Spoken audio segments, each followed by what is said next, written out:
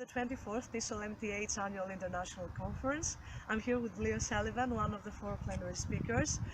Leo is well known for his amazing job as a blogger on his blog Leoxicon, and he has his book Lexical Grammar coming up in 2018 by Cambridge University Press. Leo, it's a great pleasure and honor to have you here with us. Thank you. So I would like to start this mini interview by asking you about your plenary session yesterday. In your session, you emphasized the importance of connecting practice with theory for teachers. So what are some ways teachers could do that on an everyday basis? Well, first of all, I don't know why some teachers are averse to research. Because I think, as was it Penny Orr, who I believe was a plenary speaker here last year, I think she said once, there's nothing as practical as good theory.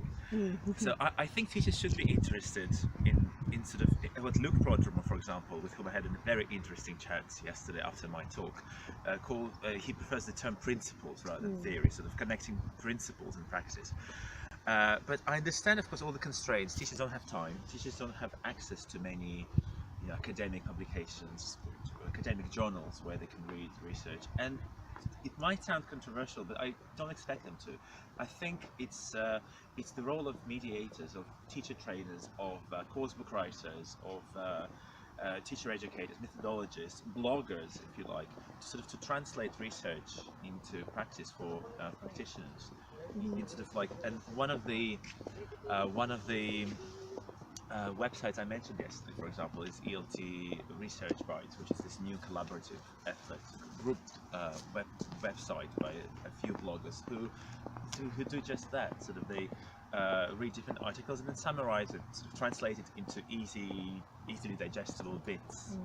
That's why the type, hence the name, Research Bites, for teachers to to have a quick look at and okay, to confirm whether what they do in their classroom is right, or maybe I should sort of revise my priorities.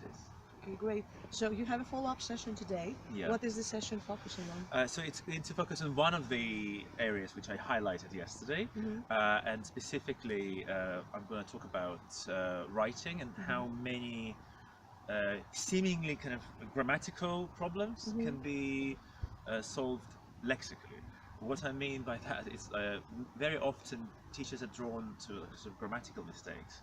For example, when a learner says he learns at school,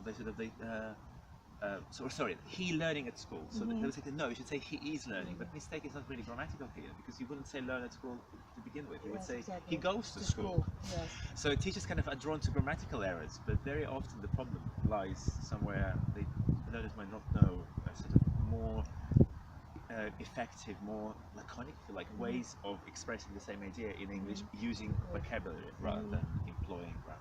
Okay, great. So my last question is, how has the conference experience been so far for you? Well, first of all, thank you very much for inviting me. It's been an honor and a great pleasure. And I mean, of all other conferences I've been to in Europe, I would Poland, Italy, France. I would compare this one more to TESOL France, in a sense that it's not very big. The exhibition space, for example, is quite small, so you can really sort of mingle and get to know people. Because like a big conference like TESOL in North America and TEFL, it's like this vast convention center, and you don't get the sense of what's happening, and you can't keep track of. And here it's much more cozier, and it's much more intimate, and it's truly international, because there are people from Serbia, Bulgaria, Israel, Cyprus, so Poland. So it's a truly international conference. It is. And hey, I'm in Greece, so how can I not like it? Okay, great. Thank you so much once again for being here. Thank you.